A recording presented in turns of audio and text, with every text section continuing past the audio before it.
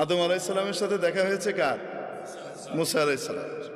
তো মুসা আলাইসাল্লাম আদম আলাইসাল্লামকে বলছেন, আব্বাজান, আল্লাহ তাআলা এত কিছু জান্নাতে আপনাদেরকে দিয়ে রাখলো, শুধু একটা গাছ এটার কাছে যেতে না করলো, এটা না খাইলে হতো না?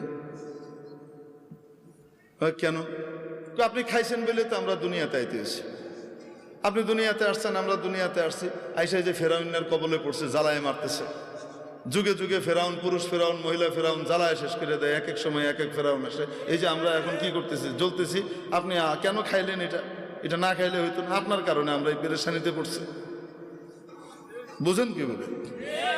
সমস্ত পেরেশানিতে পড়লাম কার কারণে? আপনার কারণে। কে বলতেছে? মুসা আলাইহিসসালাম। আপনি এটা কেন খাইলেন? হযরত আদম আলাইহিসসালাম বলতেছেন, আমি খাইছি, তোমারে কে বলছে এই কথা?